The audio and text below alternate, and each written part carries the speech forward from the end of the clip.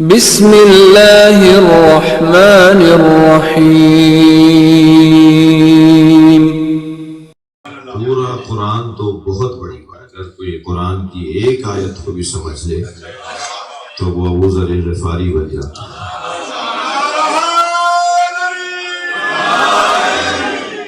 چند آیتوں کے فقیہ اللہ کے ولی بن جاتی ہیں۔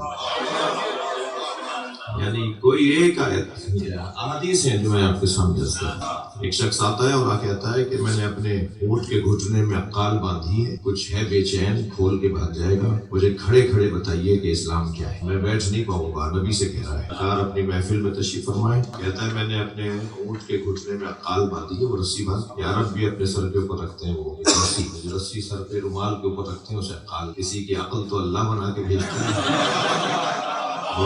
کسی کو عقل باندھنی پڑتی ہے۔ تو مجھے معاف کیجیے گا، میں ایک بات آ گئی، صلوات پڑھ لیں محمد۔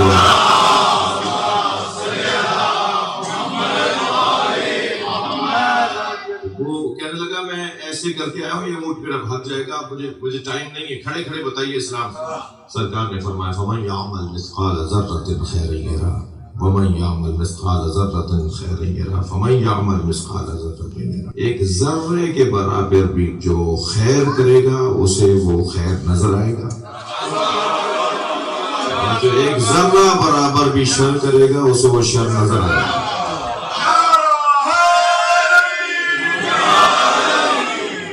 الٹے پیر واپس ہوا، مسجد تک الٹے پیر جا کے آیا اور اپنے اونٹ میں بیٹھ کے چلا گیا۔ نبی نے فرمایا جاء بالجہل ذہب بالفقہ، یہ جہالت کے ساتھ آیا تھا اور فقیہ بن کے لوٹا ہے۔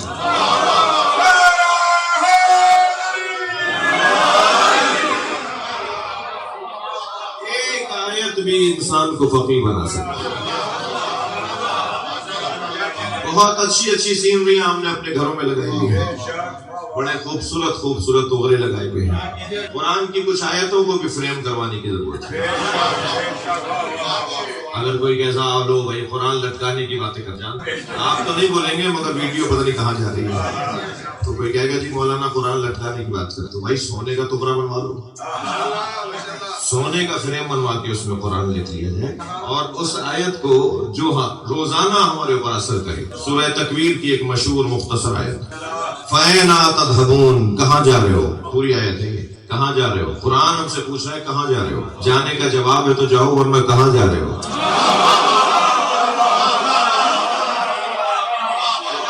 جواب دے سکتے ہو کہ کہاں جا رہے ہو؟ اگر اس قابل ہی جواب نہیں ہے، شرمندگی کا جواب ہے، بدتمیزی کا جواب ہے، کیا بتاؤ گے کہ کہاں جا رہے ہو؟ اور اگر جواب دے سکتے ہو تو جاؤ، ورنہ کہاں جا رہے ہو؟ یہ ایک آیت آتے جاتے ہمارے اوپر اثر کرے گی۔ تو ایک آیت اگر ہم چاہیں تو وہ ہمیں فقیہ بنا سکتی ہے۔ وہ سالوں پڑھتے رہنا اور مثال کے طور پہ ممکن ہے وہ بھی فقیہ بن ذریعہ ہو، لیکن گہرائی میں دین کو سمجھنے میں، دین یعنی اصول، دین یعنی قوانین، دین یعنی دستور، یہ آیت کریمہ بھی ان آیات میں سے بہرحال ہے جو میں نے ابھی رسالت جیسے موت عنوان ہے، اس لیے اس آیت کو عنوان بنایا۔ ارشاد ہو رہا ہے تبارک الذی بیدہ الملک، بابرکت ہے وہ ذات جس کے ہاتھ میں ملک ہے۔ یہ اللہ نے محاورہ بولا ہے آیت میں، اللہ نے اچھا ادیب حضرات تشریف فرمائے ہیں، کبھی اس پہ غور ہو کہ قرآن میں محاورات کون کون سے ہیں؟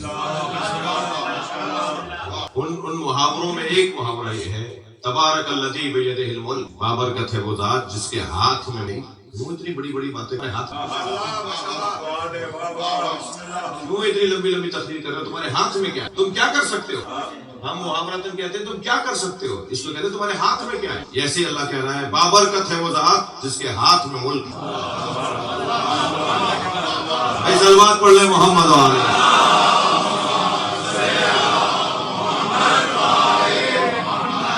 تبارک الذی بیدہ الملک، بابرکت ہے وہ ذات جس کے ہاتھ میں ملک۔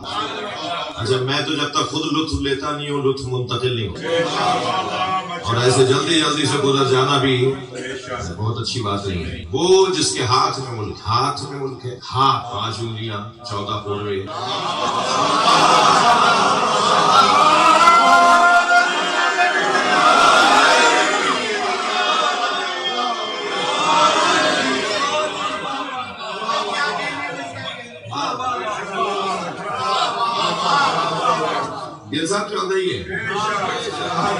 ابھی بعد میں گر لے میرے بچے، میں صحیح کہہ رہا ہوں۔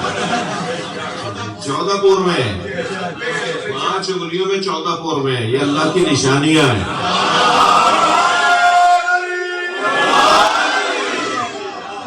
بھائی جو وسیلے کو نہیں مانتے وہ ہاتھ اٹھا کے دعا ضرور کرتے ہیں۔ آج نہیں کل سمجھ ہی لیں گے کہ ہاتھ کو اٹھوایا ہے۔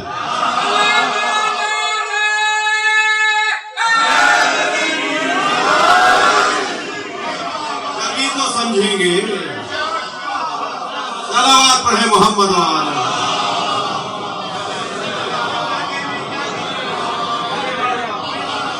کبھی تو سمجھیں گے یہ 5 اور 14 کا مسئلہ کیا ہے۔ ایسے اللہ چاہتا تو 13 رکھ دیتا،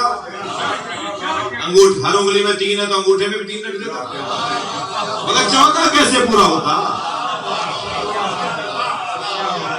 وہ اللہ جس نے ہر انگلی میں 3 بند رکھے ہیں وہ انگوٹھے میں بھی 3 رکھ دیتا، مگر پھر 14 کیسے پورے ہوتے؟